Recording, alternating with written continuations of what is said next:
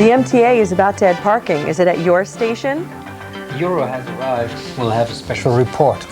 The Larchmont Historical Society is about to create a special archive. Are the Mamaroneck and Larchmont municipalities ready for the snow? And how is our water supply doing? Those stories and more, all right here on this edition of Larchmont Mamaroneck Community News.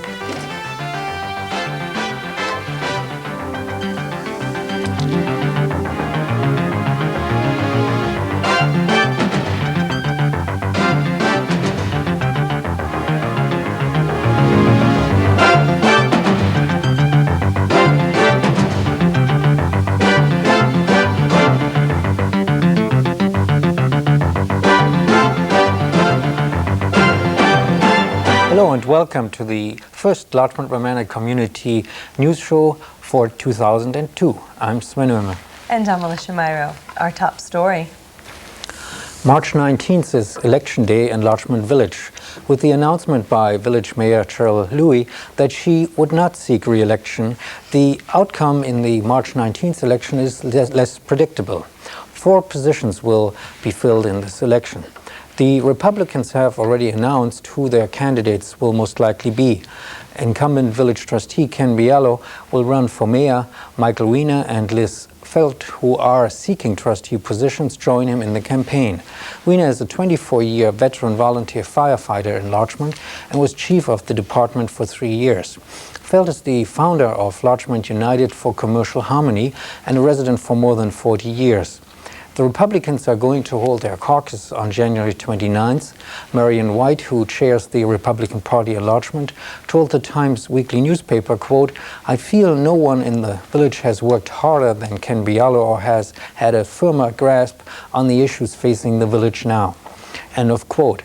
And Ken Bialo told the Times, quote, "I would like to take this opportunity to head the village through the challenges that we're going to be facing in the years to come. I think that I can get through all of this efficiently and effectively. This is a job that requires a lot of energy and enthusiasm, and I think that I got it." End of quote. The Democrats will announce their slate soon. Incumbents Ann McAndrews and Ned Benton are seeking re-election. Yes, and you did hear that Mayor Cheryl Louis will not seek a 6th term as mayor of Larchmont Village. After 10 years as mayor, Louis has served longer than any prior mayor of Larchmont. In a letter released to the press last week, the mayor says she sought to improve the community through prudent fiscal management, increased public safety, renovation of public facilities, better intergovernmental cooperation, vigilant environmental oversight, and open communication with residents. Mayor Louis credits the village staff and the commitment of volunteers and trustees. The public library, village hall, village parks and playgrounds, and village signage have all undergone complete or partial renovation during Louis' tenure. Leaving behind a cash reserve of $2.5 million, Louis cites the Village of Larchmont's Master Plan Update Larchmont 2020 study as one of her most important legacies. In her remaining months as mayor, Louis intends to launch a serious action plan in each of the 4 areas outlined in the study. A dusting of snow is about all that we've got this winter so far, and no major snowstorm is in the forecast at the taping of this program. Our local communities are ready to get the trucks out in case we eventually see more than just that dusting of snow.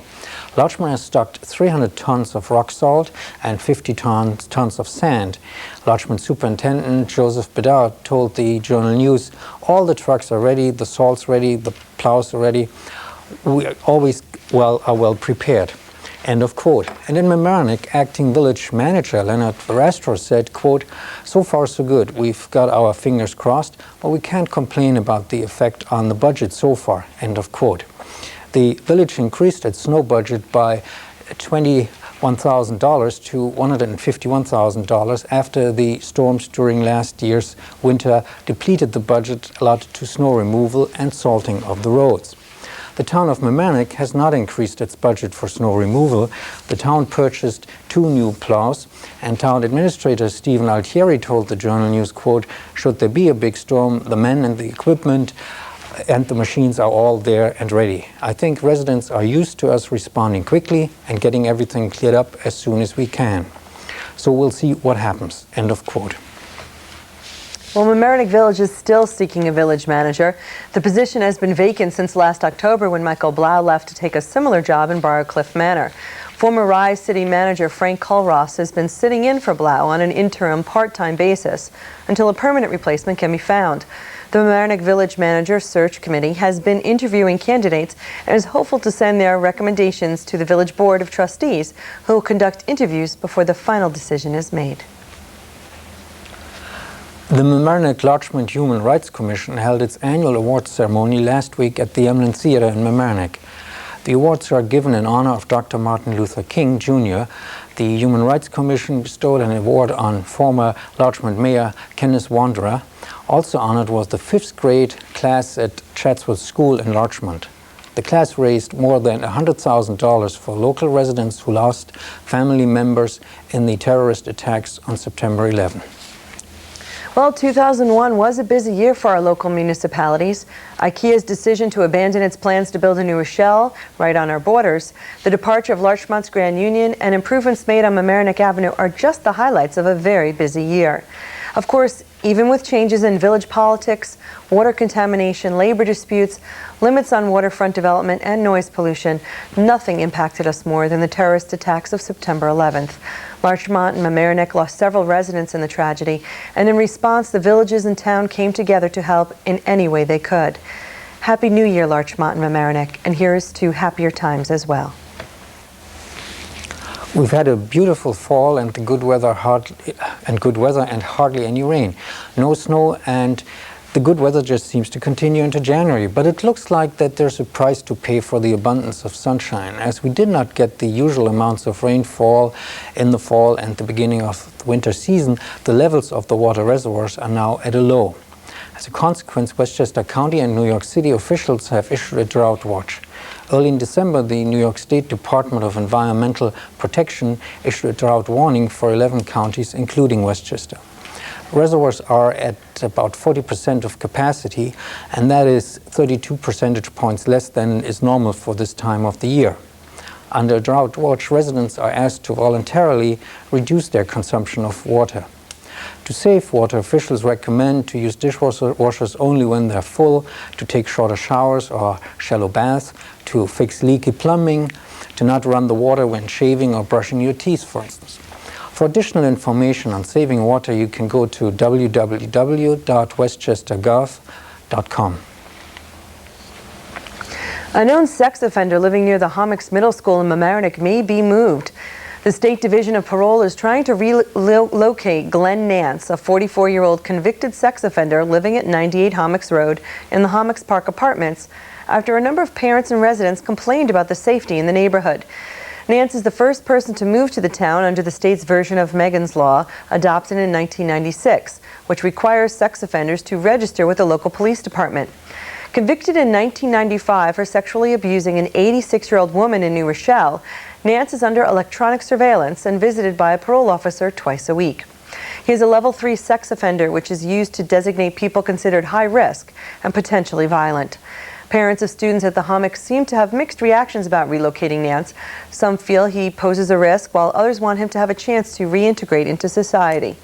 Nance has served his sentence and no decision has been made as to his future move. We'll keep you updated.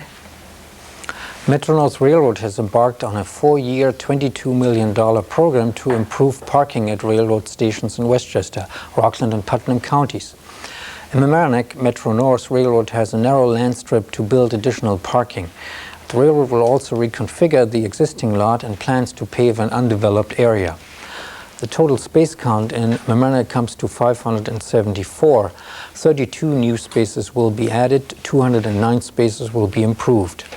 The railroad says that it will work closely with private property owners, the county and the municipalities to make the improvements. The residents of our area approved a $17 million bond to renovate and expand the Hommocks Middle School 2 years ago. Larchmont Mamaroneck Community News reporter Maura Carlin tells us how it's going. Our community is pumping almost $65 million into school renovations over the next few years, and buildings are going up. Construction on the Hommocks Middle School, funded by a $17 million bond approved 2 years ago, is finally visible to everyone. The foundation for the new wing is done, and the exterior is about to go up. The new wing will house 11 new classrooms and a 570-seat auditorium. To date, 46 classrooms have been given a makeover, and asbestos tile has been removed from the school. There will also be renovation work done on the library and the administrative offices. The school district expects the work at Hommocks to be completed in time for the 2002 to 2003 school year. Believe it or not, that's next year. And you'll be hearing more about progress on the Hommocks renovation and the $47.9 million bond approved last June for other improvements around the school district. The school district is sending out a district-wide mailing with updates this February. And for even more information, check out the Mamaroneck School District's website at www.mamkschools.org. For Larchmont Mamaroneck Community News, I'm Maura Carlin. The Larchmont Historical Society wants to pay tribute to the victims of September 11th attacks on the World Trade Center. Larchmont Mamaroneck Community News reporter Glenna Gray has the story. The Larchmont Historical Society has decided to create a special memorial section in the Larchmont archives to honor local residents who were killed in the September 11th attack on the World Trade Center. Chris Clark, a trustee of the Historical Society, was quoted in the Times saying, "The archives would include memorabilia, photographs, maybe even some oral accounts that we record. Any kind of remembrance that we could get from the families." Mr. Clark went on to say the project depends on relatives and friends contributing to create the files. We want to do it carefully, and we want to work with the families. We want to make sure that it's the right tribute for them over time. That's the end of his quote. The Larchmont Historical Society plans to fund the project with the proceeds from their presentation of a Victorian Christmas that was held this past December 16th. 9 residents from our community lost their lives in the September 11th attack on the World Trade Center. Mr. Clark also believes that, quote, "part of what we as a historical society are trying to do across the board is to try to capture life in Larchmont for future generations. In this historical event, this tragically historic event, is only appropriate that these folks be honored," end of quote. For Larchmont Mamaroneck Community News, I'm Glenna Gray. Well, Phil Trifoletti, Mamaroneck Village Mayor, stopped by our studios to talk about the updates to the village website, water pollution in the harbor, and the Mamaroneck Avenue streetscape. With more, here's Larchmont Mamaroneck Community News reporter Glenna Gray. We've done with our web page is expanded it. One of the things we had talked about last year was communications and communicating a lot better with the residents of the village. And so we thought of expanding the web page, and we did a couple things to inform the residents.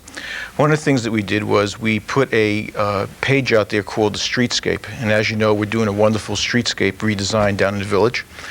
And so we put some pictures out there from when that takes the sidewalk from what it used to look like through the stages of construction, and it's going to show, and it also shows the finished product. And what we're going to be doing is putting updates on that web page to let the residents know exactly what's going on with the streetscape.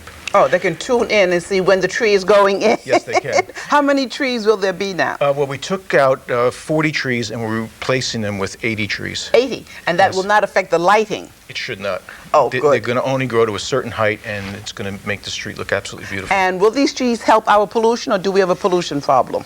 We do have a pollution problem. We'll talk about that another time now.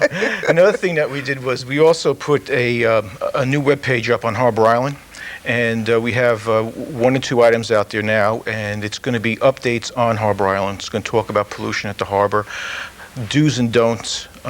We've done some testing in the past and found people were putting things in the sewers they shouldn't be put in them, end up at the harbor. So we're going to try and use the webpage to educate the residents about do's and don'ts on pollution. We also have a project list that we put out on the webpage, and the project list is a listing of all the different projects that are going on in the village today. And as an example, let's look at the streetscape. If you go to the webpage, you'll see in the project list the subject of streetscape. Yes. You'll see who's in charge of it, and in this case, I think my name is associated with the streetscape. It tells you the status. It tells you when the next meeting will be on the streetscape, and it also will tell you if there's any issues that need to be resolved. So we have all the projects listed out there, so a resident doesn't have to wait to go to a Board of Trustees meeting to find out what's going on with the different projects.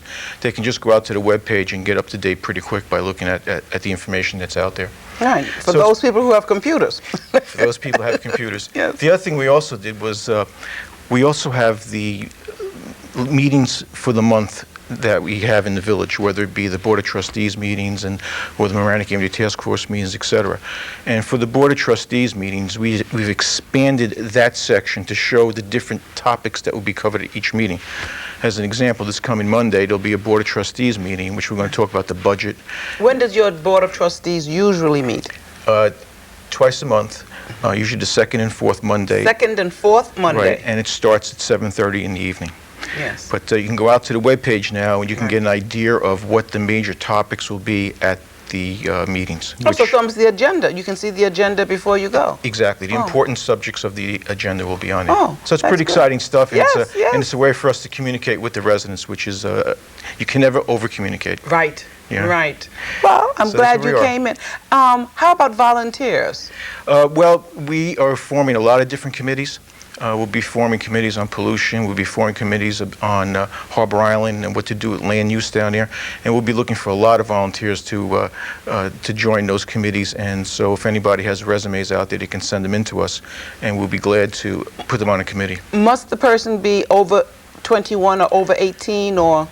I'm looking for anyone who has knowledge with the different subjects that we are going to be working with.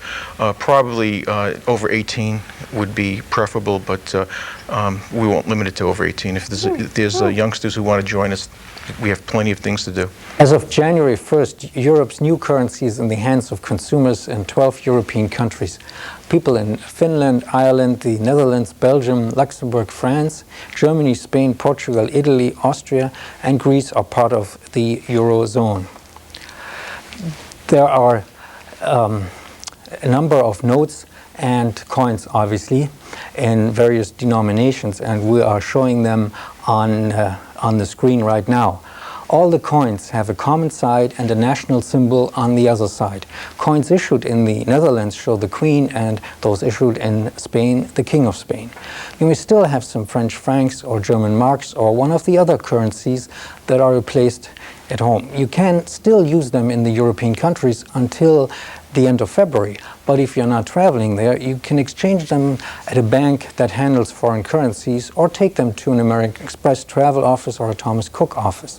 There's one more option. Through February 15th, 300 retail branches of the Bank of New York in the metropolitan area will accept contributions of the coins and small notes of the 12 outgoing currencies of the Eurozone. These proceeds will then be sorted, transported, and eventually converted into a US dollar amount and then presented to the City of New York on February 28, 2002 on behalf of Europe as a contribution to the World Trade Center Victims Fund. The 1448 Boston Post Road building called Albee Court, located on the border of Mamaroneck, Larchmont, and Mamaroneck Town, was the recent site of a robbery.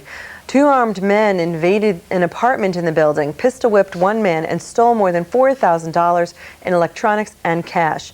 Occurring at 5:50 in the afternoon, the resident answered a knock at his door, and the robbers ordered the resident and his friend to lie face down on the floor. Ransacking the apartment for almost 20 minutes, the robbers walked away with 2 laptop computers, a Toshiba Tech satellite, CD burner, DVD player, PlayStation, and other items. No other robberies have been reported in the area. Police have a partial description of the robbers and ask that anyone with information call the Mamaroneck Town Police Department at 381-6100. All information provided will be treated confidentially. A soccer team coming to Mamaroneck Village and an update on the firehouse were the topics of discussion when we were visited at our studios by Mamaroneck Village trustee Bill Pranessa and Mayor Phil Trefiletti. And here's Larchmont Mamaroneck Community News reporter Glenna Gray with the interview. How are firehouses doing? That's a very hot topic, and glad you picked it up. We just had a council meeting last night, the second one I have attended, and we're coming down to the home stretch. We're waiting for the final reports from the engineers and architects as the 5 sites that were chosen. I think we're really narrowing it down to 2. At a discussion last night, we're leaving it open to their final proposal to discuss it amongst the firehouse and the community. The biggest problem we have, Glenn, is a question of having both our ladder trucks in one firehouse, so the response time is diminished. If one truck, as it is presently, is in one firehouse and the other's in the original hook and ladder, if we need 2 drivers for one truck and we start at the wrong firehouse, we're going to be delayed, and that's something in safety in the community, which the firemen strongly are against. They want to have the best response time. We have excellent insurance rates because of that. We have a very dedicated volunteer fire department. Personally, myself, I'd like to keep all 5 firehouses. They do a great job, and I think having a new firehouse is a possibility, but possibly renovation also is an issue. Finishing off Mamro or helping hook and ladder. And those are 2 major expenses. And they're still all volunteers. Still all volunteers. Fantastic. Yes. It's Our budget is way lower than all the other communities. A couple of the chiefs were at a meeting the night before, and they were just amazed at the amount of money other municipalities have to spend. So we as residents should support them. It is an expense. I don't think everyone's going to agree with the final outcome, but I think 80–90% of the firemen, maybe 100% of them will, because really that's who we have to focus our efforts on. That's really a fantastic local project you've had for many, many years. But now Mamaroneck may be on the international scene. Well, how is that working in? Well, what we also did, you're pretty astute, we had a proposal from a company called Dragon Soccer. They're from Wales, and a gentleman who happened to spend the summer here came over and realized we have such great fields, and soccer, as you know, has become very popular, and he offered his services to our community.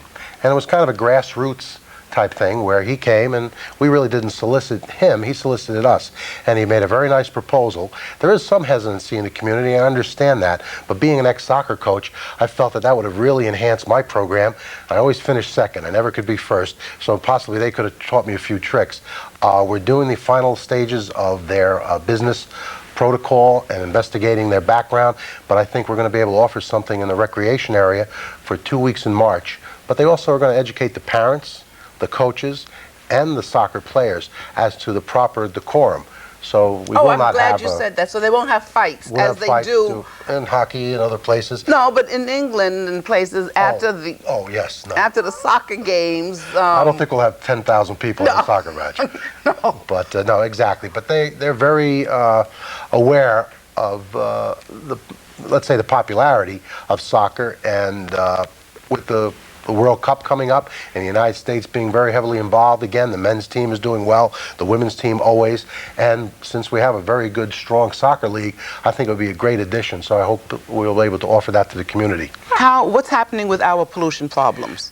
Well, Glenn, as you know, the Harbor Island has been closed for the last 2 years to swimmers, and we have not been able to swim because of pollution. And the village has been doing a lot of work with testing the water ways that feed the harbor to find the sources of pollution. And we're continuing to do that work, and we're at a stage now where we're going to try and step that work up. We've found some major sources of pollution. We found a crushed sewer pipe that was at Tompkins Avenue. We had a restaurant that had been discharging sewage because of another crushed pipe, sewer pipe. And we found in one of the catch basins recently about 100 bags of dog droppings that residents had collected and put down into the storm drains, which is not good for the harbor or any of our rivers. So we've reached a point now where we're looking for volunteers to come forward and to work with us to solve the pollution problem. And we're going to be putting together some committees to have these residents join, and to work with our village engineer and any consultants we may get in the future to get some fresh ideas and to really attack the pollution the way it should be attacked. Well, another group in our community wants to pay tribute to the victims of the September 11th attacks. They have been in our show before, and now they're back to talk with Larchmont Mamaroneck Community News reporter Maura Carlin about the results. Maura? Locals helping locals. It's always been part of our community, but even more so since September 11th. One group organized in the aftermath of 9/11 is FIND, Friends Indeed, which is devoted to helping Larchmont and Mamaroneck residents, families who lost loved ones in the World Trade Center disaster. Well, the first event was a walkathon held in late November, and here with me is the president and founder, Bob Meglio, of FIND. Bob, thanks for joining us. Thanks for having me. Why don't you tell us first about FIND, what inspired you to put this organization together? Well, I think after the events of September 11th, I think after spending time either really giving blood or sending supplies down to Ground Zero, I just felt there was a lot more that I can do as a member of this community, and there's a lot more I could do to rally the support of the community, around these families. There are 9 families, right? There are actually 8 families. We originally raised money for 9 families, but there are now 8 families that are still in our community that we helped raise money for. So, and I think I really would just supplied the venue. I think the goodwill and the support was already there within the community. I just gave them a platform to sit there and apply it. And the first platform was this walkathon. Yes. Yes. How many people did you have participate in that? We had close to 500 people actually participate in the walk. Put together very quickly. Yeah, it was it was very grassroots. It was just a handful of people to start with that we put together as members of basically a board of directors, and we registered ourselves as a non-for-profit organization. And in a matter of weeks, we got it up and going. We had the idea. Then it was marshaling it through the 3 municipalities, getting the community support, getting the support from the local businesses who were extremely generous with both supplies, their time. We had refreshments, just printing. It was just a great community effort as a whole. So, how much did you raise? Well, actually, at the time of the walk, it was set up as a where people would sponsor you, for the walk, and we raised about $50,000 on the initial walk. Since actually that time, we actually have had, we had good publicity from the walk, and I think the exposure was very good, at that time. So since that time, we've had contributions continue to come in. And we've raised an additional $20,000 that it will be distributing to the families this week. Okay, so, well, the big question is the distribution. How do you distribute it, and how much has been distributed? Well, the initial $50,000 was distributed amongst the 9 families, pro rata between the 9 families. And likewise... You did that when? We did that right after the event, actually. We wanted to get the money into their hands prior to the holidays. And I think that was important because, all the controversy with other, charitable organizations and them not getting money, and there was, I think for some of the families there was a little bit of a cash crunch, and I think it was just nice to be able to deliver this in a timely fashion, so they had it in their hands, and hopefully it helped during the holiday season. And we are, so we distributed a check to each of those families, and we'll do this next distribution the same way. Great. Now I understand that you had hoped that the walkathon wouldn't be a one-shot deal. Do you have plans for going forward? Sure. I mean, I know a lot of the fundraising events were one-time deals, and that's very admirable. But the whole idea of FIND wasn't so much to provide financial assistance for the family. It was as much to sit there and say to the families that you're part of our community, you're part of our family, and we're not only going to be here for you during this tragic time, but in the future. And as long as you remain within our community, you're part of our family, and we're going to continue to support you. The phone number for information about FIND, which is 914-262-8047. Right. And that for those who want to send contributions, FIND is still accepting them and will distribute them? Right. And it's to Friends Indeed, FIND. Or FIND, right.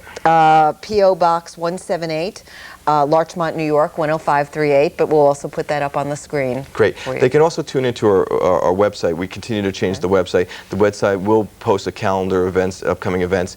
The walk will only be one of the events we've tried planning it in 2002. A number of other things, we're working with the Larchmont Mamaroneck Little League, who are selling jackets, and part of the proceeds are going to find, as well as we may do like a charity baseball game, maybe a charity hockey game. Okay. So What's the website address? The website is www.findlmc.org, and there's also a memorial page in memory of individuals we lost in our community. Okay. Bob Meglio and Fine, thank you very much. Thanks for having me on. And that's it for this week's edition of Larchmont Mamaroneck Community News. If you want to see this news show again, you can. It's on every weekday night at 7 p.m. We record one show each week, and it's replayed on this channel, LMC-TV, channel 71. Or if you want to request to see it, you can call LMC-TV after 4 in the afternoon during the week at 698-6808 and ask to see the news show. They'll try to put it on at a time that's convenient for you to watch. And this reminder, this news program is an all-volunteer effort, and we could use a few more volunteers behind the scenes or as a reporter. Or maybe you'd like to shoot video. And whatever the case, we need you. In short, if you want to volunteer to help us put this program on, we have something for you to do. Stop by some Thursday night in the LMC TV studios and see how we do what we do. The LMC TV studios are in the Mamaroneck High School, the Palmer Avenue side, just up the stairs across from the landmark Walter's hot dog stand. We get things started around 7 p.m. and we would love to see you. Also, if you have any comments or suggestions or some video of an event that you would like us to put on this news show, bring it to the studio or write to us at Larchmont Mamaroneck Community News in care of LMC TV, 1 Library Lane, Mamaroneck, New York, 10543. Thanks again for watching Larchmont Mamaroneck Community News. I'm Sven. And I'm Alyssha Myro. We'd like to send get well wishes out to one of our reporters and longtime volunteers at LMC TV, Christina Bolger and her husband Michael. They're recovering from injuries sustained in a car accident, and we hope for their speedy recovery.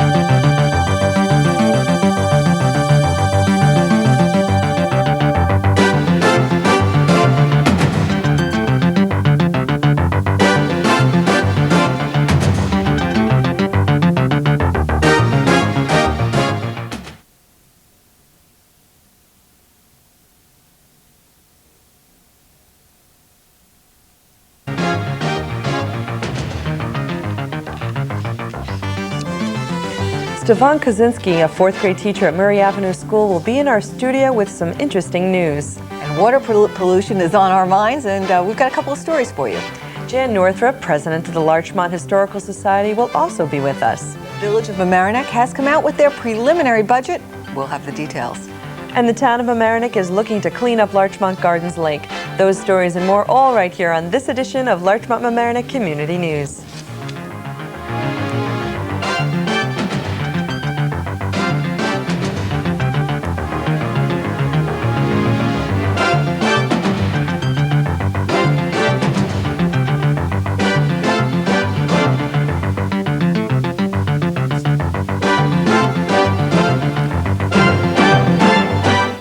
Hello and welcome to Larchmont Mamaroneck Community News for the second full week of February 2002.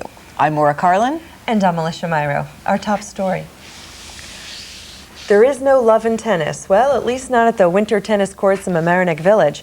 This will be the second winter without indoor tennis at Mamaroneck's Harbor Island Park. Mayor Phil Trifoletti says they are looking at options, but tennis this winter doesn't seem likely.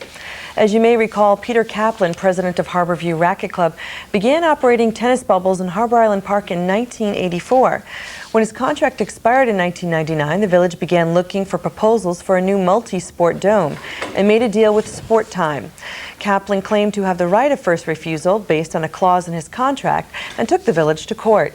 The Supreme Court placed an injunction on the village barring them from going forward with the Sport Time contract. That decision was reversed in court last fall. Since then, Kaplan has launched a multi-million-dollar lawsuit that claims Mamaroneck Village damaged Harborview's business reputation, claiming the village used letters, that the tennis courts were poorly maintained. Kaplan is also suing Sport Time for $60 million in damages for allegedly drafting a series of slanderous letters against Harborview. Kaplan has offered to stop the legal battle if he and the village enter into a short-term agreement of 3 to 5 years to provide tennis at Harbor Island while a master plan is developed for the park. The board has not made a decision but appears to be looking at all the alternatives. We'll keep you updated.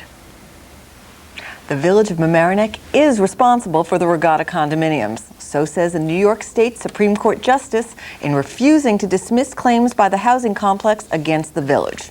The $7.5 million lawsuit alleges that the village negligently allowed the building to be finished with structural defects and that the complex now suffers from cracks, leaks, and too narrow parking spaces. In court, the village claimed that it was not liable for problems at the 5-year-old Regatta condos because it had created a separate corporation in 1994, the Mamaroneck Affordable Condominium Corp., or MACC, to develop the Regatta and to be responsible for the project. Justice Louis Barone rejected that distinction, finding that because the Village of Mamaroneck was involved in all negotiations during construction, it cannot separate itself from MACC. Regatta has sued not only the village, but also the architect and the company hired to supervise construction. The Regatta condos are an affordable housing complex that the village supported, and it stands across from Harbor Island Park. Now, village attorney Steve Silverberg says he will recommend that the village appeal Justice Barone's ruling. Well, party caucuses brought out Larchmont Village trustee and mayoral candidates for both the Republican and Democratic parties. Republican Ken Bialo and Democrat Ann McAndrews will face off to capture the seat being vacated by Mayor Cheryl Louie. As we have reported before, Mayor Louie is not seeking a 6th term. She has already served longer than any previous mayor. Bialo and McAndrews have both served as trustees, Bialo for 11 years and McAndrews for 2. Republican Liz Feld and Democrats Ned Benton and Marlene Colt are vying for the 2 trustee seats. We hope to bring you an up-close interview with the candidates as we draw closer to the election. It seems the issues being focused on for the election include water pollution, the maintenance and improvement of the business district, and maintaining fiscal responsibility. I spoke with Stefan Kaczynski, a 4th grade teacher at Murray Avenue School, on something I think you're all going to find pretty interesting. 4th grade state tests, English language arts in January, math and science in the spring, and lots of complaining and anxiety by parents, teachers, children, school districts, the list goes on. Prospective homebuyers check district and school results to assess the school district and affect property values, or so people fear. Parents in some school districts oppose the test, saying it's unnecessary and detracts from real learning. And they've organized boycotts. But we have with us a teacher and a class right here in our Larchmont Mamaroneck School District that found a way to beat the stress of the test and to make it a productive learning experience in the most unusual way, learning to play the harmonica. Well, with me is Murray Avenue School 4th grade teacher Stefan Kaczynski to share his creative program with us. Thank you for joining us. Now, I know that you got this inspiration walking down the halls of Murray Avenue, hearing the band and thinking, gee, we could learn something new. But what made you turn that into a way to relieve the stress of the tests and to teach from it? Well, the stress was always there, but to make sure I complemented the curriculum and still went along with it, what I wanted to do was make sure I tended to the test and kept going with the test, but I was finding that there was areas that they were weak in. For example, their listening skills, their comprehension skills, and their ability to communicate with each other. And I thought, well, how could I coordinate this with the harmonica, which they happened to be watching me play, with the testing? And what I found out is I could do a lot of harmonica in the class where they're working in groups, where they develop their own music, where they develop their own lyrics, and not even know they're learning and forget they're learning about the test. Okay, well, let's start with, you spend 10 minutes a day, the kids pull out their harmonicas, and it's a break from the academic stuff. Yeah, spend 10 minutes a day. I say, get out your harmonicas, stop with the test, get out your harmonicas, we'll get back to it later, let's just take a break. They get out their harmonicas, I'm like, okay, let's play a scale, let's play low C to high C. We're going to do this. Okay, let's play Mary Had a Little Lamb. All the songs that I do are songs that they pick out, and they pick out the songs and figure out they'll say D, E, F, G might be the song, and they'll have to figure out how they might play that on the harmonica. So, And looking around your classroom, you see harmonica music throughout the classroom that the everywhere. kids have put together Everywhere. for you. Yeah. Right. And they pick the songs, and they're on their own developmental level, and they work individually, they work in group. I have 21 kids that every single one of them were touching into an intelligence that is not necessarily touched into when you're doing the testing. So no longer are we analyzing, is it paper and pencil? We're saying, hey, there's a whole nother intelligence out there that they can learn. So, and they're getting the appreciation that, you know, music is something to learn and something important. Without them knowing Without that. realizing Without them realizing it. And I also know that you found ways to use the music for the more academic things. Looking around your classroom, there are math problems based on music. You know, if they start playing at some time and they play for 2 hours, when will they finish, or things like that. And but I know that you've also used it to teach them about music. Why don't you explain? I know that I saw books in your classroom on all different kinds of music and musicians. What kinds of projects have you done in the classroom? Oh, it's great. We just reviewed jazz, reggae, and classical music. And they had to compare and contrast all these areas and what makes them different, what makes them similar. And then what they had to do was, in looking at the music in each of these families of music, they had to decide what made them that particular area. So in jazz, they said, oh, there's a lot of fast notes, and then a lot of single music plays. We've done, they take the song, they find the story or the purpose behind it. Oh, they said, reggae, it's not really a story, it's more of a message. They said, jazz gives some messages, but it's more story oriented. They said, folk music, it's all story. So what they're doing is they're really breaking it apart like they're breaking apart anything, and they're finding the comprehension.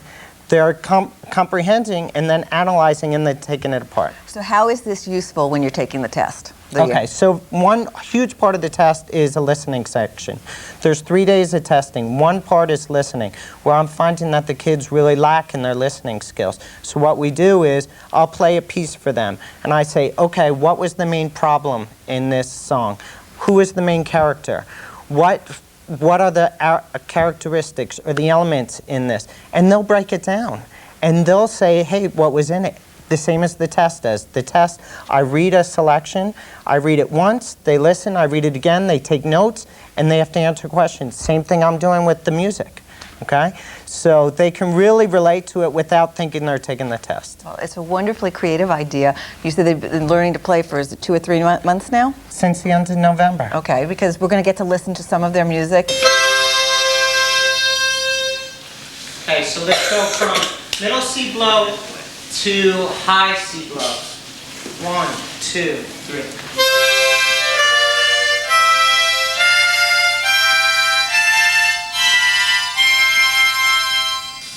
And hopefully we'll get to play some more of the music over the closing credits. Thank you so much for coming in and for such a creative, unusual idea. Thank you very much. Well, Larchmont-Mamaroneck Community News reporter Amy Schachtel talks now with Jan Northrup, president of the Larchmont Historical Society. We decided that we wanted to do something to honor these individuals. So what made the most sense was to set up archives on each individual and try to collect as much material as we could so that future generations would understand who these people were, what their likes were, what their dislikes, what their hobbies, their interests, and they would never be forgotten. And it seemed much more meaningful than to do simply a plaque somewhere or something less personal. So we're very excited about the project. It's a big job. We do have at least 11 families who've been directly affected, and probably more, you know, when you really start getting into it. You just said two things, that it is a big job that you're doing right now, and 11 families. To me, one would have been a lot. This is a lot of people we're talking about. Have the families themselves, have you reached out to have them help you in preserving the information? We have contacted each family. What we would like to do is meet with them personally on a one-on-one level, explain to them what we want to do. Some of their friends have already contacted us and contributed things in their name, but we can always do more, and the more we do, the better the end result is. And you're right, but the more you do may require some more people who are as heartfelt as you are on this issue. Absolutely. Is there a way they can contact you? We would love that, to have as many people as possible help us out. And the phone number for the archives, the Larchmont Historical Society archives, is 381-2239. What we're going to do is set up a special archives at the town center, in our office, for these individuals. Well, this is good. Okay, so at the town center, your room number again? 301. Room Suite 301. And people can call you, or would they be able to come by if in fact they have information to share? Probably best to call, just to make sure someone's there, because we'd hate to have them make the trip and no one's there. I understand. And I feel very strongly about what you're doing. It's good work, it's necessary, and we should never forget, and I'm sure there's some valuable people, I know there's valuable people and valuable information and things that are worthwhile to just have remembered and shown and have future generations learn about. Thank you very much for what you're doing. An 11% tax hike. That's the magic number under the initial preliminary budget for the Village of Mamaroneck. But Village Mayor Phil Trifoletti stresses this is just preliminary. The village manager's budget is not usually released until mid-March for approval on or before May 1, but Mayor Trifoletti asked for an initial report in January to give the Board of Trustees extra time to work on the numbers. And Mayor Trifoletti is committed to getting the tax increase number into single digits. But he also cautions that people are going to have to make some choices as to how to improve the quality of life and move the village ahead within budgetary constraints.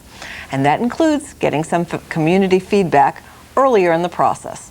Now, the initial budget numbers also will change as the revenues from this year's sale of parking and docking permits in the village, which are usually sold in February, are added to income, as well as distribution of the village's share of county sales tax, which is also expected in February. On the expense side, however, the village is facing increased insurance costs on liability, health, and workers' compensation policies, as well as additional expenditures for the proposed purchase of 4 new police cars and a 3.75% increase in police officer salaries negotiated last year. In addition, the village's total taxable assessment is expected to fall $400,000 short of last year, putting pressure on remaining taxable properties to make up the shortfall. Well, Mamaroneck Town has applied for a $452,750 state grant to help pay for a project that would clean the Larchmont Gardens Lake. Mamaroneck Town officials are proposing to use a lining of cattails and rushes, an underwater concrete basin, and storm scepter pipe filters to clean up the pollution. These methods are some of the newest being used across Westchester County to stop leaves, sand, and soil from filling waterways downstream and destroying fish and water quality in Long Island Sound. The Larchmont Gardens Lake flows into the Sheldrake River and ultimately the Sound. The town would like to use the collected soil for planting reeds and grasses that would absorb nitrogen from upstream and stop algae from growing and creating an odor. This proposal is an alternative to dredging the pond, which would likely have to be done in another 10 years. If the grant is received, the town would pay the additional $476,250 to complete the one-year project. The project could attract a greater variety of birds and fish and expand the aquatic habitat. The Village of Mamaroneck can't count on the federal EPA to fund the lion's share of costs to clean up Mamaroneck Harbor. The village had applied for an EPA grant, which became available last year as part of the Water Quality Cooperative Agreement under the Clean Water Act, hoping that the EPA would pick up the tab for most of the village's costs to find the pollution sources and contribute $375,000 to eliminate the problems, out of a total anticipated cost of $500,000. But the EPA has denied the request, saying this grant only applies to research costs, estimated here to be about $50,000, and not to construction costs. And the EPA has encouraged the village to reapply for the research grant. Mamaroneck Village officials are disappointed but not surprised, and they look to the bright side. That $50,000 sure will help the environmental and budget issues, and they expect that once the pollution sources are tied down, the village will be able to either reapply to the EPA or find other funding sources. Well, the village of Mamaroneck spends a lot of money fighting pollution at Harbor Island. For more, here's Larchmont Mamaroneck Community News reporter Glenna Gray. This month marks 19 months since Westchester County health officials closed the beach at Harbor Island due to dangerously high bacteria levels that make the area hazardous. 2 summers and thousands of dollars later, village officials say they are not closer to finding a solution to the pollution problem. Recent records show that Mamaroneck spent nearly $65,000 on the pollution problem in the first half of the 2001 to 2002 fiscal budget year. Mayor Phil Cifolletti and the village boards assures residents they won't give up what seems to be an endless struggle to clean up Mamaroneck's water. The last payment, over $24,000, was paid to the village consultant, Dolph Rotfeld. That payment alone nearly equaled the budget allotment of $25,960 for the year, which runs through May 31st, and brought the total expenses on the sewage system from August 13th up to $64,493. Last summer, the village applied for a grant from the Environmental Protection Agency to help assist cleaning up the harbor. Mary Mears, spokesperson of the EPA, said she believes that the village would receive some money. For Larchmont Mamaroneck Community News, I'm Glenna Gray. Part of the problem of treating pollution at Harbor Island is because a lot of the pollution comes from outside our borders. Larchmont Mamaroneck Community News reporter Amy Schachtel tells us now of a sewage spill that affected our waterway all the way from White Plains. Westchester County sewer lines at Saxon Woods Park in White Plains were discharging raw sewage into the tributary of the Mamaroneck River this past week. It was estimated that about 88,000 gallons of raw sewage spilled into the tributary for approximately 3 days. The sewer lines are routinely checked, but the spill was located in a remote section of Saxon Woods Park. The sewage was said to be of no threat to people, but as precaution for the wildlife in the tributary, no chlorine was mixed with the sewage. The sewage spill was reported to the State Department of Environmental Conservation, who will be reviewing the case. For Larchmont Mamaroneck Community News, I'm Amy Schachtel. A pollution panel is being pondered by the village of Mamaroneck. Here with the details is Larchmont Mamaroneck Community News reporter Glenna Gray. Mayor Cifolletti is planning to appoint a committee of village residents that will work closely with Dolph Rotfeld to find ways to combat the harbor pollution that has beached swimmers for 2 years. A 5 to 10 member citizen group will help comb the beach for bacteria hotspots and find original ways to put the issue to bed. The mayor stated, the more people we have working on this and the more information we get, the more education we get, the better off we're going to be, and the faster we're going to solve this problem. The committees whose members will likely include representatives from the concerned citizens for Harbor Island and other interested residents. They will help locate sources of pollution, formulate a plan of attack, research the pollution. They will also act as an advisory board and work with Dolph Rotfeld. And they will, of course, communicate with the residents. We have to use this group to solicit all the possible help. Last year, 2 leaks were found to be flushing raw sewage into the village waterways. Of 139 recent samples taken, 19 different locations, only 6 showed possibilities of human waste. The rest indicated animal feces. For more information about the committee, Call the mayor's office at 777-7738. For Larchmont Mamaroneck Community News, I'm Glenna Gray.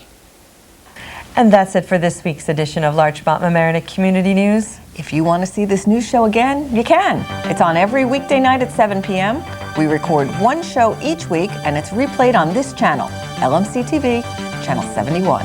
Or if you want to request to see it, you can call LMC-TV after 4 in the afternoon during the week at 698-6808 and ask to see the new show. They'll try to put it on at a time that's convenient for you to watch. And this reminder, this news program is an all-volunteer effort. We can always use a few more volunteers, either behind the scenes or as a reporter, or maybe you'd like to shoot video. Whatever the case, we need you. In short, if you want to volunteer to help us put this program on, we have something for you to do. Stop by some Thursday night in the LMC-TV studios and see how we do what we do. The LMC-TV studios are in the Mamaroneck High School, the Palmer Avenue side, just up the stairs from the landmark Walter's hot dog stand. We get things started around 7 p.m. We'd love to see you. Also, if you have any comments or suggestions or some video of an event that you would like us to put on this news show, bring it to the studio or write to us at Larchmont Mamaroneck Community News in care of LMC-TV, 1 Library Lane, Mamaroneck, New York 10543. I'd also like to thank Sylvia Mildner, who filmed the video of Mr. Kaczynski's 4th grade class. Thanks a lot, Sylvia. And thank you for watching Larchmont Mamaroneck Community News. I'm Maura Carlin. And I'm Alyssha Myro. See you next week.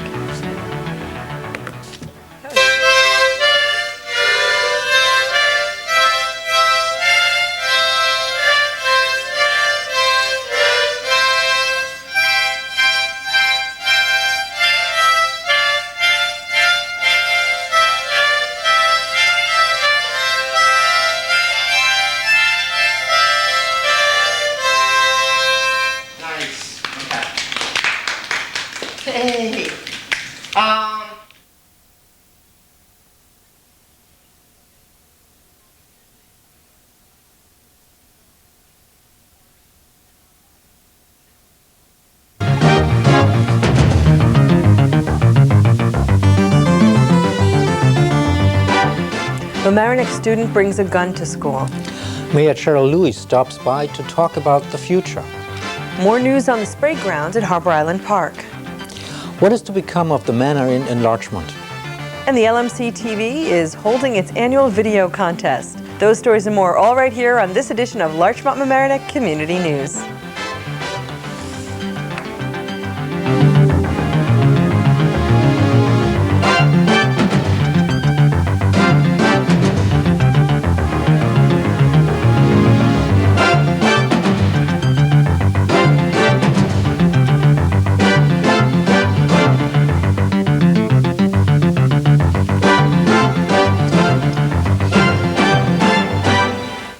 Hello and welcome to the Larchmont Mamaroneck Community News Show for the 3rd week of March 2002.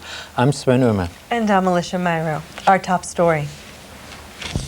The current drought is a major concern in our area. We've had some heavy rain showers lately, but those showers were not sufficient to supply the reservoir system with amounts that are needed to fill them. Reservoirs should be at 88% of capacity right now, but currently they are at 50% only. To bring the reservoirs in the Catskills, where most of our water comes from, up to the normal level would take about 28 inches of rain. John Hawk, manager of Westchester Joint Waterworks in Mamaroneck, told the Times, quote, "At this time there are no mandatory restrictions, but certainly all indicators are that we are going in that direction." End of quote. To save water, officials recommend to use dishwashers only when they are full, to take shorter showers or shallow baths, to fix leaky plumbing, to not run the water when shaving or brushing your teeth. For additional information on saving water, you can go to www.westchestergov.com. The drought has also raised concerns that the effluent discharged from 107 sewage treatment plants in the New York City watershed area is at a higher than usual level and may cause an increase in the level of parasites in the water. Those concerns were especially high a couple of weeks ago when health officials noticed a higher than usual level of disease-causing parasites in the water supply.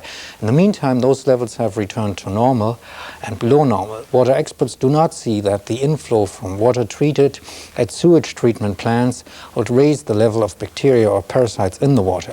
Compared to the total amount of water that is stored in the reservoirs during this season's drought, the inflow is described as not significant. Well, many in our community are still talking about the recent arrest of a 14-year-old girl from Mamaroneck High School. The charge was unlawful possession of a weapon by a person under the age of 16. The incident, which occurred on February 5th, prompted administration to send home a letter making parents aware that an incident involving a weapon had occurred. Police have confirmed that the weapon was not a toy, but a real automatic pistol. The student brought the gun to school in response to some bullying from other students, according to those who said they know the teenager. She was temporarily suspended and scheduled for a superintendent's hearing. Everything is still under investigation, so no new details have been released. But students are still discussing the incident. Some claim that it is an outgrowth of intimidation and verbal abuse by other students. Others still seem surprised that this could happen in Mamaroneck. A report prepared for the Board of Trustees in Mamaroneck Village on the possible future sites of the firehouse did not result in finding the ideal location. Each of the proposed 5 sites has drawbacks, the architect firm that conducted the study concluded. The new firehouse that would replace 2 old ones in the village is likely to cost between $5 to $6.5 million. Selling the lots of the 2 old firehouses will pay for part of the cost of the new firehouse. Well, lots of news in Mamaroneck. First up is the delayed spray ground water park construction due to beach testing. Construction was scheduled to begin in March for the water park at Harbor Island in Mamaroneck Village, but results from initial boring by the village to determine the exact depth of the water table did not yield satisfactory data. Results from further tests are being analyzed by Brewster-based consultant Jim Hahn Engineering. Also in the news is Mamaroneck Village's approval to purchase a 2.4-acre lot next to I-95 from Westchester County. The price tag is $350,000. Mamaroneck has been leasing the lot for more than 30 years. The lot provided parking and storage for Department of Public Works equipment. And last but not least, news comes in about dredging the Gardens Lake in Mamaroneck Town. Westchester County will use part of a $325,000 grant to help with this project. And Mamaroneck Town has applied for a $452,720 state grant to help pay for it as well. The project will involve planting new grasses along the lake's perimeter, installing a new underwater basin, and putting in new storm scepter pipe filters to clean pollution coming from upstream. Residents of the Regatta condominium complex are engaged in a lawsuit against the village of Mamaroneck. The residents claim that the building was not constructed according to the village's building code and that the village did not enforce the code during construction. The lawsuit charges that by creating the Mamaroneck Affordable Condominium Corporation, MACC, the entity that was responsible for developing the Regatta, the village established responsibility for the construction of the building too. Mamaroneck Village Attorney Stephen Silverberg argues that the village does not have any legal responsibility for the actions taken by MACC. MACC, as a separate legal entity and corporation, might have such a responsibility. Residents at the Regatta condominium continue to complain about cracks in the building's ceilings and walls, leaks, unstable terraces, and parking spaces that are too narrow. Well, can good bacteria kill the bad bacteria in the Sound? Here with the answer is Larchmont Mamaroneck Community News reporter Maura Carlin. Can the battle against pollution at Harbor Island be won with more bacteria? Good bacteria, that is. And it's an idea being floated by Mamaroneck Village officials as a way to jump back into the water for a swim this summer. Here's the idea: using environmentally friendly microbes to get rid of the dangerous microorganisms like coliform and fecal coliform that have plagued the harbor for the last 2 summers. According to Catalina Biosolutions, an Arizona company, they've had success with this method in cleaning up pollution. Though the company president concedes that eventually you still want to control the pollution source, the good bacteria may be a way to get people back into the swim. Village officials have struggled with the pollution problem without much success so far, and Village Mayor Trifoletti believes they should explore any method that could clean up the contamination. So he says the good bacteria just may be the next step. Stay tuned. For Larchmont-Mamaroneck Community News, I'm Maura Carlin. The momentum of Democrat George Latimer's campaign for lieutenant governor seems to be gaining. Latimer has been touring the state and is encouraged by the response that he's getting. In Westchester County, 13 local Democratic committees are endorsing him. This is especially remarkable as the chairman of the Westchester Democrats, David Alpert, does not support Latimer. But in Putnam County, the Westchester County legislature was able to get the support from the Putnam County Democratic Committee. Decision day for Latimer is May 22nd, when Democratic Party State Convention will be held in New York City and will nominate the candidate. And election day this year is November 5th.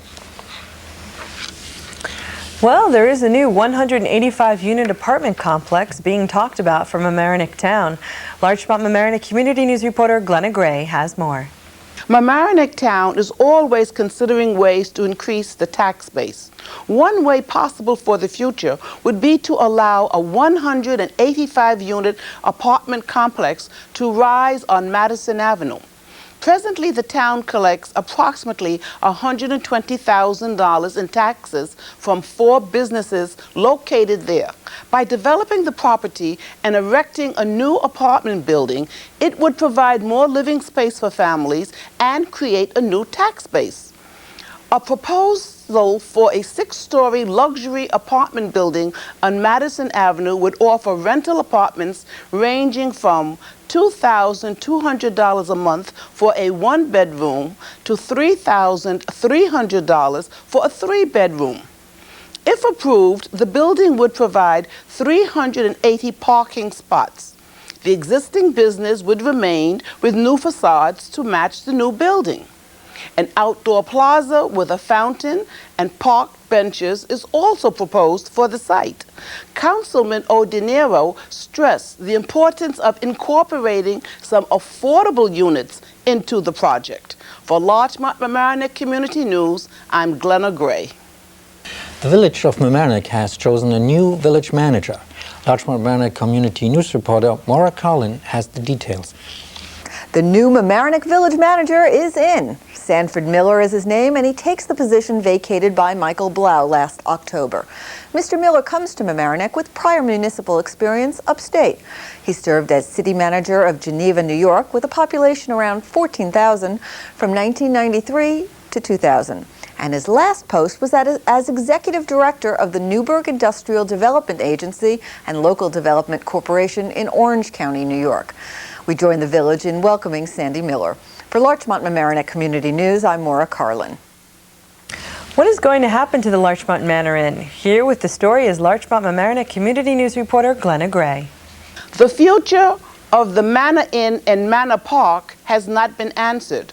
The Belvedere, as it was known 100 years ago, stands near the Long Island Sound and still shows a magnificent architecture. The 2-story wrap-around porch still provides a sense of intimacy for the Queen Anne-style hotel.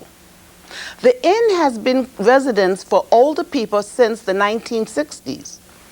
The ongoing controversy has been what to do with the inn. Should it be sold, demolished for 2 homes? Should it be restored and hopefully receive a place on the National Register of Historic Places?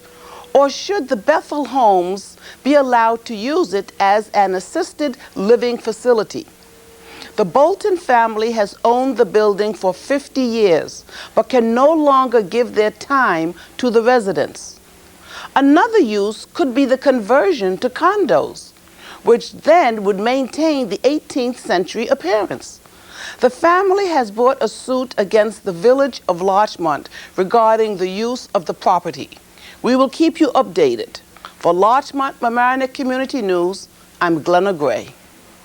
The village of Mamaroneck is still not in compliance with the Americans with Disabilities Act of 1990.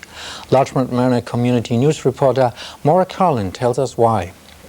Village officials say it's time and a priority. to bring the village into compliance with the Americans with Disabilities Act of 1990, also known as the ADA.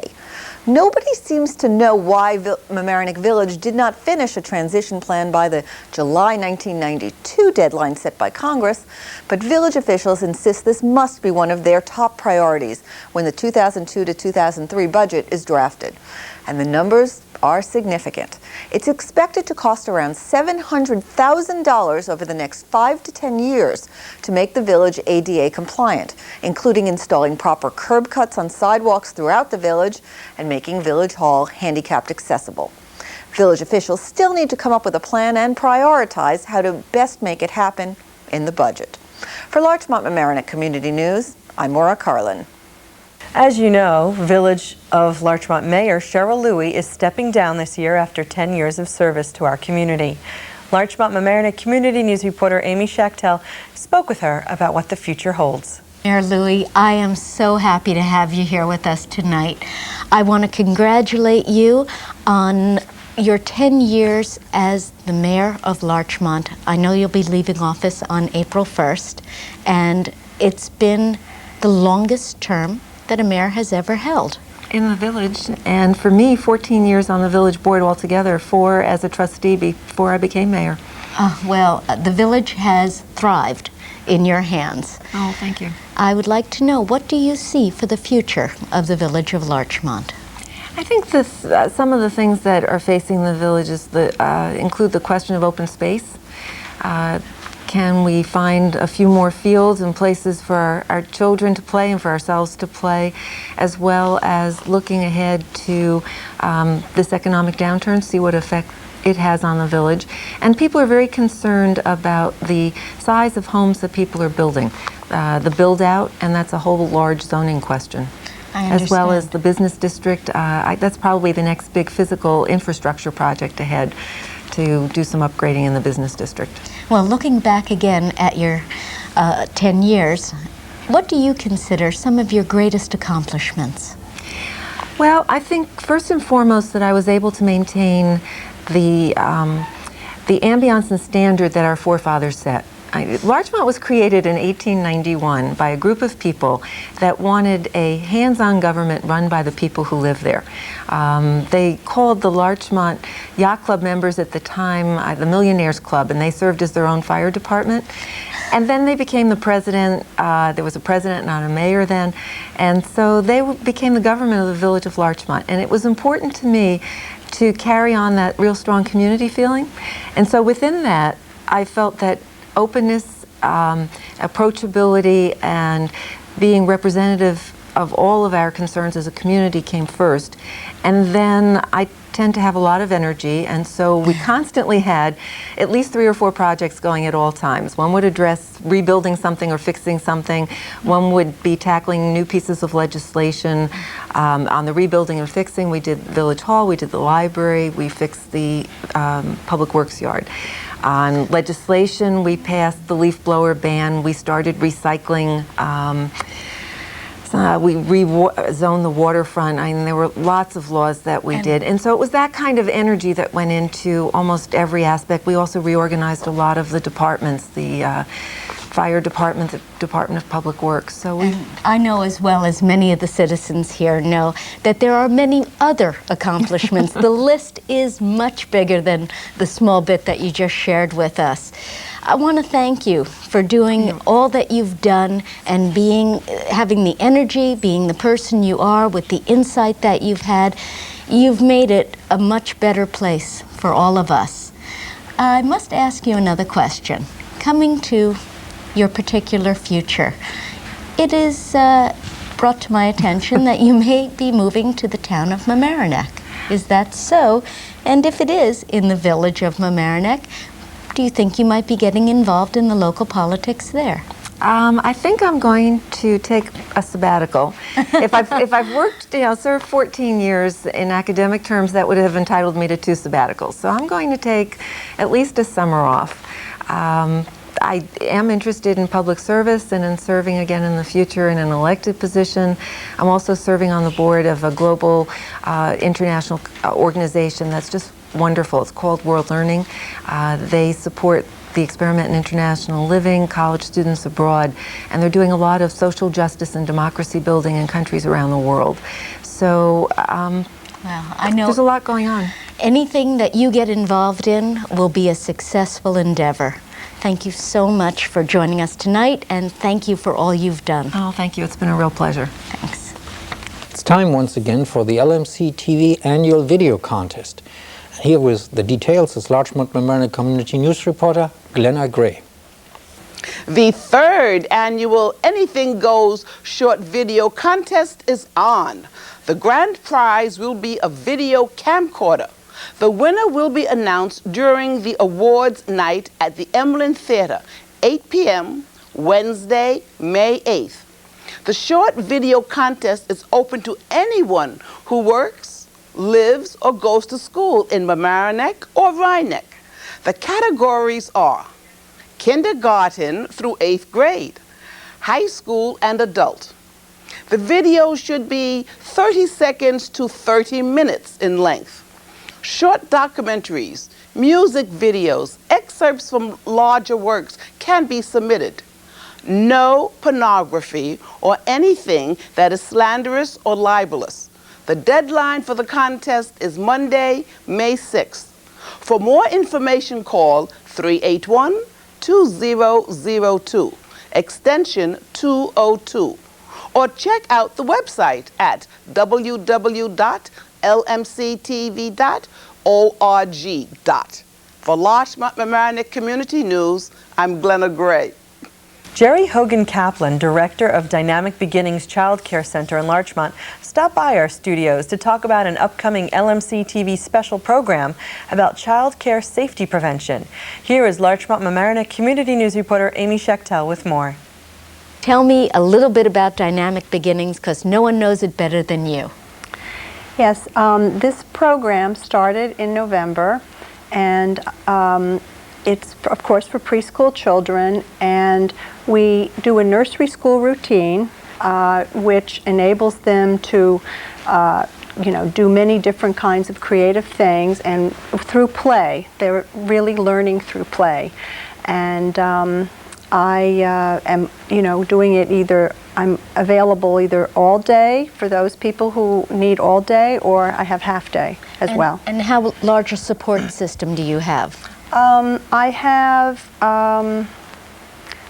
when I reach the capacity of 12 children, I'll have 1.5 people helping me. And at the moment, I have part of a person helping me. I was going to say, how do you judge a half a person? So the person does other things during the day and helps me, at certain periods of the day when we go outside and we need extra hands or something. Well, running a daycare center brings up the question of child care and child care safety. And I understand that you've become involved with the Larchmont Newcomers Club. And one of the things that you also found were many doctors, pediatric specialists. And these doctors have also lent some sound advice. Can you tell us a little bit about that? Yes, Dr. William Myers of the Pediatric Group of New Rochelle is talking about sort of an overview of how to handle childhood emergencies, and he will talk on many different topics. And then there'll be, a question and answer for people who have something that he hasn't quite hit on. Dr. Heather McGowan will be talking about injuries and related maladies, and also the importance of childhood immunization. Yes, you've just hit upon a very important issue right then and there, stressing immunization for children. And Dr. McGowan has also, she created a list of ages and what immunizations are correct for that child at that time. And we'll be hearing about that later too, won't we? Yes. And who is the third person? And Dr. Herbert Smith, pediatric dentist in Larchmont. went through various types of experiences, work experience that he's called upon. Occasionally he finds himself in the OR room, for example, at Sound Shore Medical Center, but typically he can give advice over the phone. Okay, well, this is good. Now, parents should feel very secure in having their children spend the day with you at Dynamic Beginnings in Larchmont. And because you know how to take care of them and you understand what these doctors have taught you. Your staff, I'm sure, has also taken courses in child care safety? Oh, yes. Okay, well, these are all important things. So is there a number that you can give for people who are interested in finding out more? Yes, for more information, please call 914-834-0262 and leave a message on the voicemail if no one's able to reach at that moment. And for those with small children, I definitely urge you to do that. I've seen your work and I know you very well, and I know that if my child was young enough, that's where I would put him. Oh, thank you, Amy. Thank you for joining us. You're welcome. It's a pleasure.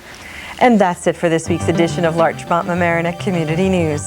If you want to see this news show again, you can. It's on every weekday night at 7 p.m. We record one show each week, and it's replayed on this channel, LMC-TV, channel 71. Or if you want to request to see it, you can call LMC-TV after 4 in the afternoon during the week at 698-6808 and ask to see the news show. They will try to put it on at a time that's convenient for you to watch. And this reminder, this news program is an all-volunteer effort. We could use a few more volunteers, either behind the scenes or as a reporter.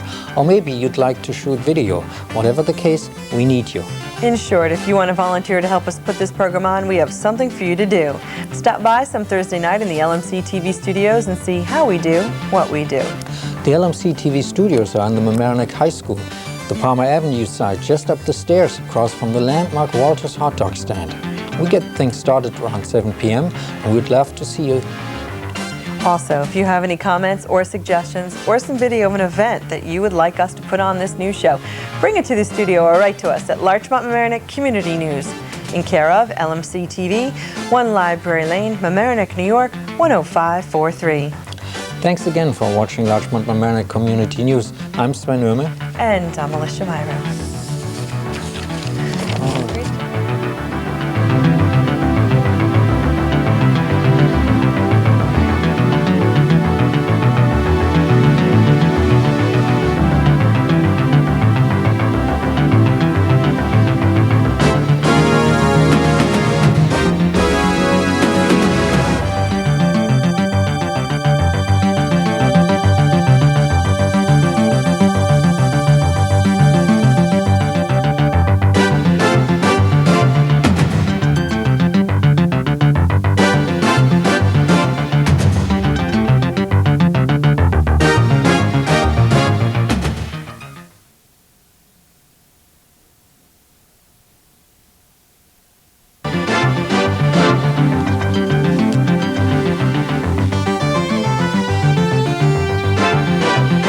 Mamaroneck School's budget could jump over 6%.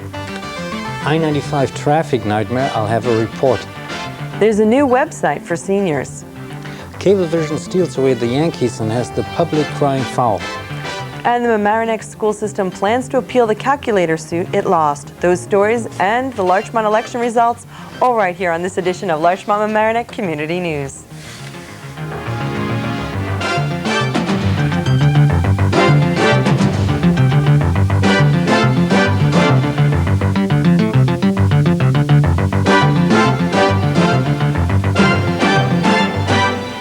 Hello and welcome to the Larchmont Mamaroneck Community News Show for the last week of March and the first full week of spring 2002.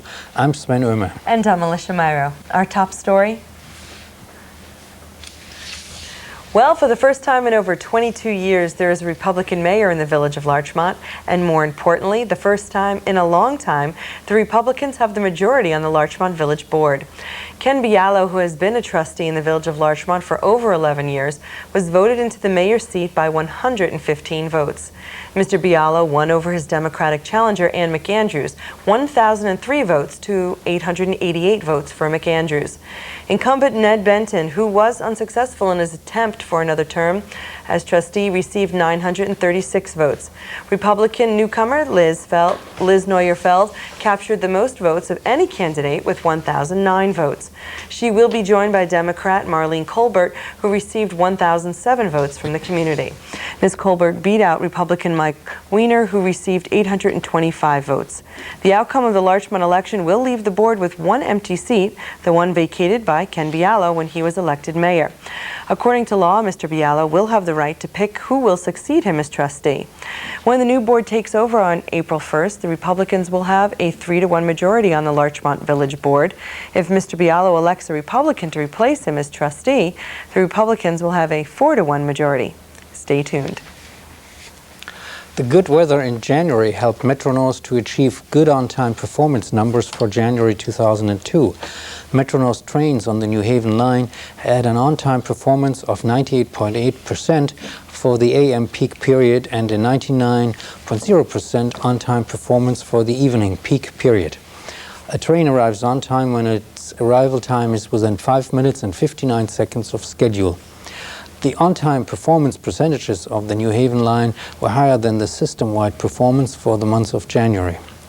Last week, however, train service on the New Haven line was interrupted during the Tuesday evening peak period when a suicide incident near the Rye station interrupted the traffic. Many trains during the evening peak period were cancelled or had delays of an hour or more. Well, the Mamaroneck School District was ordered to pay $28,000 in a suit brought by a learning disabled student who was denied the use of a high-functioning calculator during exams. The school district plans to appeal the federal court order. The federal judge reversed a state education officer's decision that said the district provided everything the child was entitled to. The district's appeal is a matter of principle to prevent the courts from setting school policy. The case involves Eleanor Sherman and her son Grant Nishanian, who were awarded damages and legal fees because Grant was not permitted by the district to use a high-functioning scientific graphing calculator and subsequently failed math in his junior year. School officials said Nishanian could not use that model calculator for exams because it did not allow him to show that he understood the material. State regulations allow students to use the calculator on Regents exams. Although a hearing officer and a state review officer both found in favor of Mamaroneck School District, the federal court judge found the school officials had an inconsistent and untimely response to the issue, and that Nishanian's use of the advanced calculator would have allowed him to show comprehension of the curriculum. Overnight work is going to return to I-95 this spring. Motorists can expect lane closures during the work periods. The Thruway Authority is grinding a 7-mile stretch between the New Rochelle Toll Plaza and Portchester. A stretch of the road between Mamaroneck Village and exit 19 and Rye, the northbound lanes, was diamond ground last fall. Now the rest of the roadway will be taken care of. As a result of the diamond grinding of the surface, the road will give better traction to drivers, and it will reduce the noise coming from the road. The $5.5 million project is scheduled to be finished by the end of August. The life expectancy of the road surface is estimated to last for at least 10 years.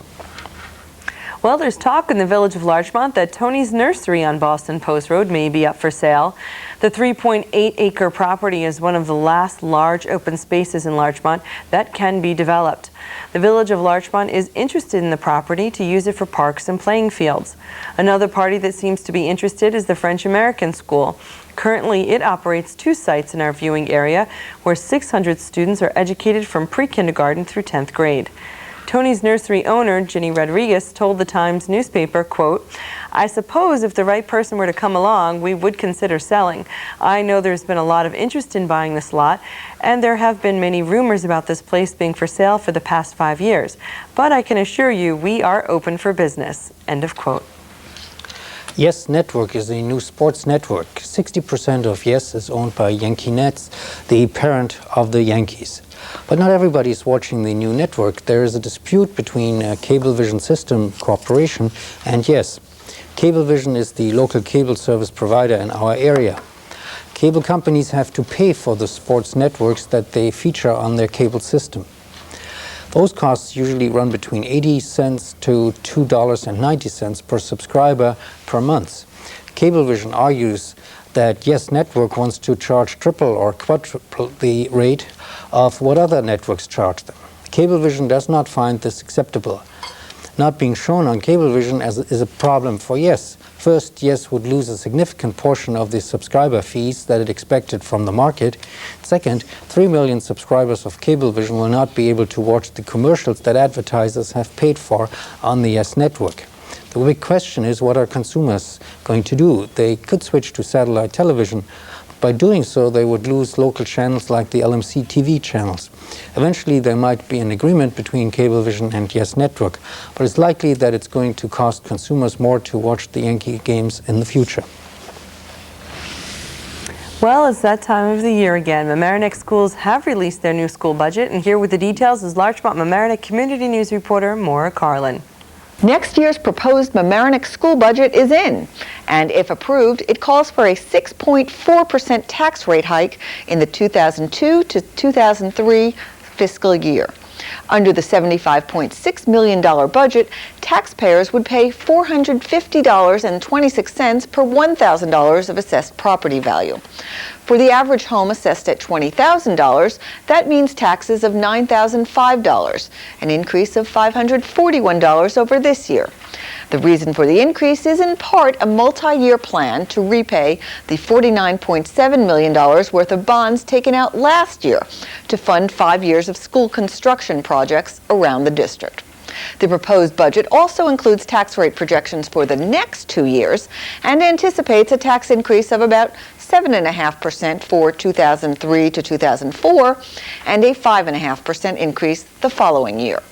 School district expenses also have increased, a 3.5% salary hike for faculty and staff members, and increases in insurance costs and retirement contributions. A public hearing on the proposed budget will be held May 7th at 7:30 p.m. in the Post Road Conference Center at Mamaroneck High School at 100 West Boston Post Road. And voters will head to the polls on May 21 to approve or reject the budget, as well as to elect 2 members to serve on the Board of Education. For Larchmont Mamaroneck Community News, I'm Maura Carlin. State school exam results are in, and to tell us how public schools in our area did versus private schools is Larchmont Mamaroneck Community News reporter Glenna Gray. Students in the private schools of Westchester and Putnam counties passed the New York State 4th and 8th grade exams in 2001 at approximately the same levels as the public school students. 64 private schools that participated in the New York State standardized test in the year 2001 did so voluntarily. The Roman Catholic Archdiocese of New York gave its schools the option of administering a different set of tests. The 55 schools of the Archdiocese opted to use the 4th grade test, but not the 8th grade test, because the results from the 8th grade test are returned too late in the school year. The 4th graders have time to receive help in their weak areas. The Stein Yeshiva of Lincoln Park in Yonkers administers both the 4th and 8th grade state tests. The state's 4th grade standards in English were met last year in Westchester County by 77% of private school students and 78% of those in public schools. The 4th grade math standards were met or exceeded by 8 out of 10 of the public and private school students who sat for the tests. For Larchmont Mamaroneck Community News, I'm Glenna Gray. Greg Robinson, a senior at Mamaroneck High School, attended a leadership conference this past month.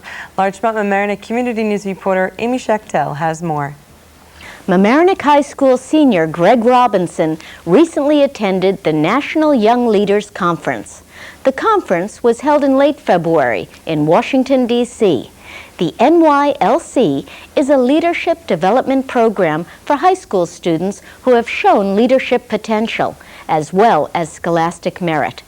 This year's subject was the Leaders of Tomorrow meeting with the leaders of today.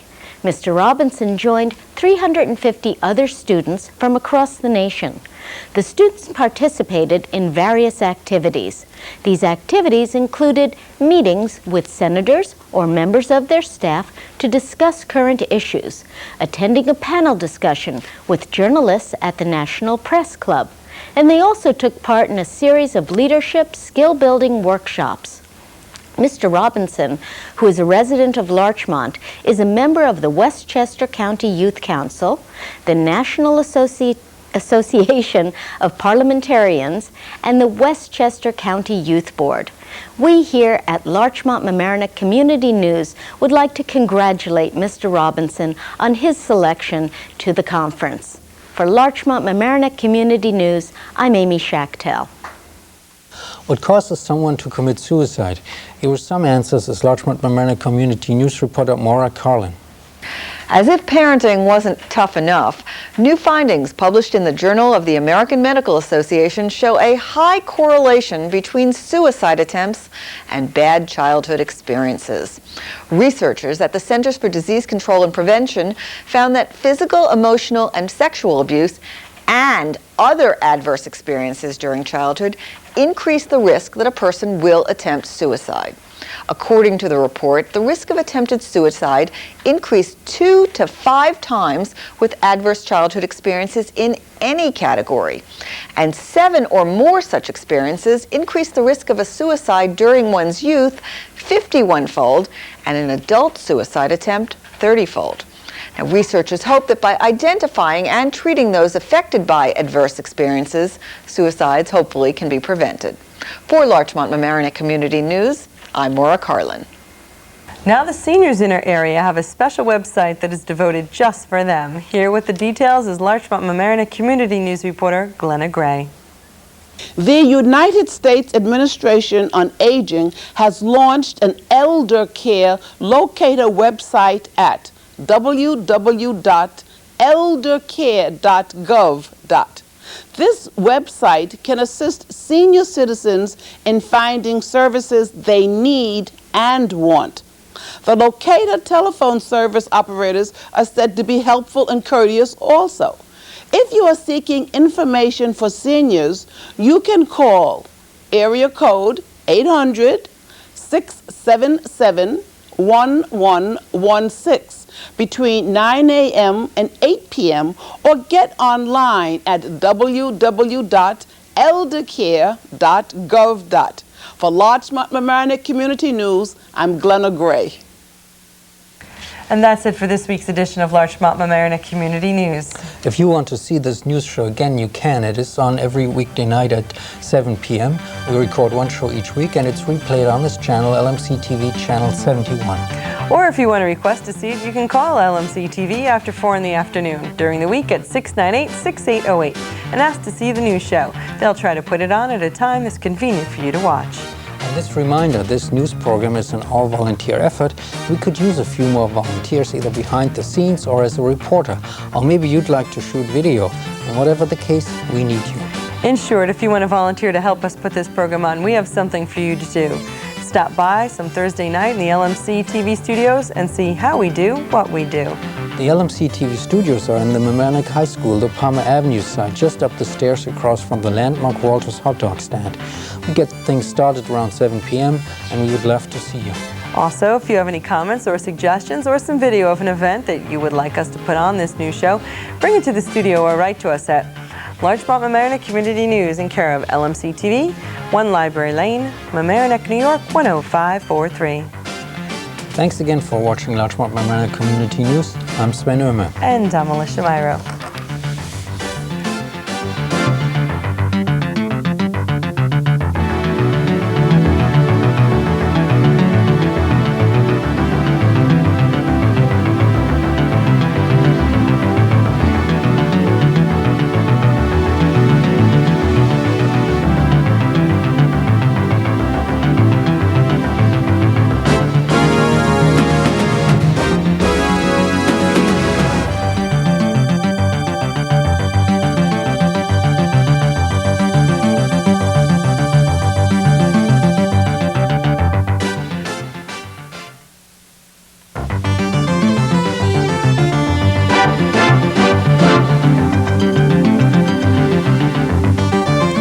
Attention, we are now officially having a drought. Postal rates could climb by 3 cents. Gun owners may soon have to take a gun safety class. Cablevision still at odds with Yes Network. And updates on the Larchmont budget and the MTA. Those stories and more right here on this edition of Larchmont Mamaroneck Community News.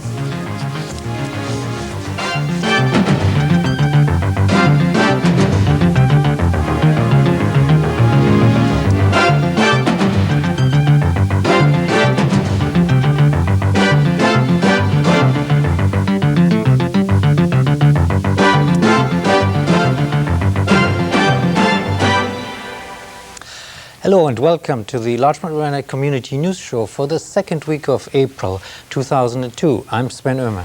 And I'm Alyssha. Our top story. The recent rains that we've had in our area haven't done very much to ease the severe drought conditions that we've been facing for months now. The water supply in the reservoir system that feeds our area is at a very low level. Reservoir levels are at 59% of capacity. They should be at 96% of capacity. The current consumption of water is about 1.1 billion gallons per day, and without any additional precipitation, the current water supply would be exhausted in some 260 days. Obviously, it does rain, and this is not likely to happen. However, a drought emergency has been declared. Under a drought emergency, people are not allowed to wash vehicles, driveways, and sidewalks. The watering of lawns is restricted to alternate days. Ornamental fountains need to be turned off, and commercial car washes have to use well water or water from trucks. Also, golf courses have to implement their own water conservation plans and obviously are limited in their use of water. Currently, we are at the first level or stage 1 of a drought emergency. Should the drought conditions continue, we might have to move to stage 2. Under stage 2, the watering of lawns is banned, and also private swimming pools may not be filled. At this time, however, people are asked to strictly obey the stage 1 drought emergency rules and save water whenever they can. Well, the lack of rain isn't just affecting our water use at home, it is impacting nature cycles in our area. The drought has caused water levels to dip down and impact fish, frogs, and other wildlife. Experts say below average precipitation stretches back to 1997, and the low water levels can't be blamed on this year alone. Many residents have seen dry wells and half-full reservoirs, but the drought has affected us in ways that have yet to reveal themselves, said Gail Abrams, Executive Director of the Teatown Lake Reservation, in the Journal News. With a decline in rainfall over the years, which includes a nearly 5-inch deficit for this year, things don't look good. For now, we can get the word out on conserving our water supply. You can help by turning the water off while shaving or brushing your teeth, take shorter showers, and run the dishwasher only when full. There's still no deal in sight between Yes Network and Cablevision, the local cable company. Yes Network is a new sports network. 60% of Yes is owned by Yankee Nets, the parents of the Yankees. Cable companies have to pay for the sports networks that they feature on their cable system, and those costs usually run between 80 cents to $2.90 per subscriber per month. Cablevision argues that Yes Network wants to charge triple or quadruple the rate that other networks charge them. Cablevision does not find this acceptable. Not being shown on Cablevision is a problem for Yes. First, Yes loses a significant portion of the subscriber fees that it expected from the market, and second, 3 million subscribers of Cablevision will not be able to watch the commercials that advertisers have paid for on the Yes network. Yes is asking for about $2 per subscriber from Cablevision, and this would add up to about $72 million per year that Yes would be receiving from Cablevision. The risk for Cablevision is that subscribers may end their subscription to Cablevision and sign up for satellite service. Satellite service providers like DirecTV see an opportunity to extend their subscriber base. While exact numbers are not available yet, there seems to have been a rush of people to sign up for satellite television service. Well, if you're thinking about stocking up on stamps, don't. You'll discover that your stamps may soon need an extra 3 cents beside them. Starting in midsummer, postal rates may be increasing. This includes a 3-cent boost to first-class stamps, bringing them from 34 cents to 37 cents. The increase could come as soon as June 30th. The increases will also affect postcards, priority mail, express mail, and certified return receipt charges. The U.S. Postal Service is facing major losses this year, which could be well over $1 billion. The reason behind the losses include declining business and hundreds of millions of dollars in costs from the terror attacks last fall. The Post Office had even announced just prior to the terrorist attacks last fall that it was interested in new rates for the fall of 2002 due to a $1.68 billion loss last year attributed to a fall in business and a slow economy. Postal Rate Commission Chairman George A. Oehme announced the approval of a rate agreement which was worked out by the Post Office and nearly 60 organizations and businesses, which includes AOL Time Warner. Metro-North's commuter railroad has been very successful over the last couple of years in increasing its ridership. The railroad expects this trend to continue, projects an increase from the year 2000 to 2010 of 13% and an increase to the year 2020 of almost 25%. To cope with the increase and to improve service, the railroad plans to spend $2.5 million to buy 300 new trains that will be in service by the year 2020. The new trains would reduce the average age of the railroad's rolling stock from 20 to 14 years, and the total number of cars would increase to about 1,500. Is there a gap in the education between the classes and races? Here with the story is Larchmont Mamaroneck Community News reporter Glenna Gray. There still exists vast differences in academic performances among students of various races, economic, and language groups. The New York State Report Card 2002 has caused Commissioner Richard Mills to challenge school officials to close the achievement gap. The scores for poor and minority students are lower than the others, and the gap widens more by the 8th grade. Poor pupils are those who qualify for free and reduced lunch price programs. Commissioner Mills believes schools could overcome the differences with strong leadership and a rigorous curriculum, good teaching, and extra resources for children in need. Barbara Holland, chairwoman of the Education Committee of the African American Leadership Forum, warned that these findings could polarize communities if not handled in the proper manner. Ms. Holland maintains poor results are a part of individual educators' attitudes and expectations of children. Progress in one Westchester district has been cited as a national model for boosting literacy in a minority community. Superintendent Ronald Ross would like the Mount Vernon elementary results to continue into the middle school. However, Mr. Ross says he does not have the resources to do what he would like to do. The scores for Mamaroneck was 86% passing, Scarsdale 97%, and for Bronxville 92% of the 4th graders passed the state test. For Larchmont Mamaroneck Community News, I'm Glenna Gray. Attention gun owners, you may soon be required to take a gun safety class. Larchmont Mamaroneck Community News reporter Oehme has more. The Westchester County Legislature wants to use real guns in its training sessions for gun safety. The sessions are for those who wish to obtain a gun. County Clerk Leonard Spano was quoted in the Journal News as saying, such as we're required to spend time behind the wheel of a car before getting a driver's license, pistol permit applicants should experience the proper use and handling of a firearm before obtaining a pistol license. The proposal has full support of local gun owners, dealers, firearm instructors, and at least one member of the State Assembly, Sandra Galliff, a Democrat of Ossining, plans to introduce a bill requiring hands-on training with real guns. For Westchester permit applicants, it seems like a reasonable approach, she told the Journal News. I think that it is a good idea to have hands-on experience. For Larchmont Mamaroneck Community News, I'm Amy Schachtel. The New York State budget will be late again this year. For the 18th straight year, the state began its new fiscal year on April 1st without a budget in place. Last year, the budget for 2001 was finally approved on August 3rd. There's no immediate effect of not having a budget on time. The state legislature approved a $5 billion spending bill at the end of March that will cover the salaries of state workers and other expenses. Only lawmakers are exempt. They will not be paid until the 2002 budget plan has been adopted. Well, Larchmont's tentative budget for 2002-2003 has just come out.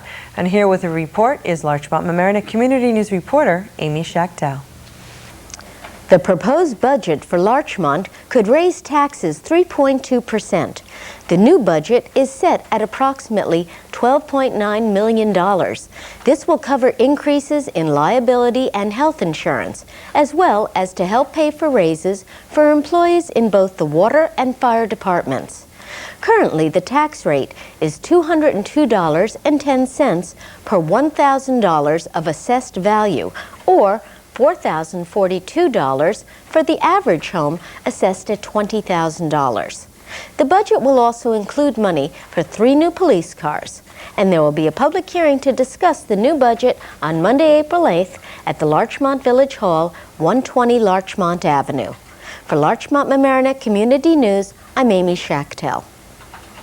And that's it for this week's edition of Larchmont-Mamaroneck Community News. If you want to see this news show again, you can. It's on every weekday night at 7 p.m. We record one show each week, and it's replayed on this channel, LMC-TV channel 71. Or if you want to request to see it, you can call LMC-TV after 4 in the afternoon during the week at 698-6808 and ask to see the news show. They'll try to put it on at a time that's convenient for you to watch. And this reminder, this news program is an all-volunteer effort, and we could use a few more volunteers behind the scenes or as a reporter. Or maybe you'd like to shoot video. Whatever the case, we need you. In short, if you want to volunteer to help us put this program on, we have something for you to do. Stop by some Thursday night in the LMC-TV studios and see how we do what we do. The LMC-TV studios are in the Mamaroneck High School, the Palmer Avenue side, just up the stairs across from the landmark Walter's hot dog stand. We get things started around 7 p.m. and we would love to see you. Also, if you have any comments or suggestions or some video of an event that you would like us to put on this news show, bring it to the studio or write to us at Larchmont-Mamaroneck Community News in care of LMC-TV, 1 Library Lane, Mamaroneck, New York, 10543. And thanks again for watching Larchmont-Mamaroneck Community News. I'm Sven. And I'm Alyssha Myro.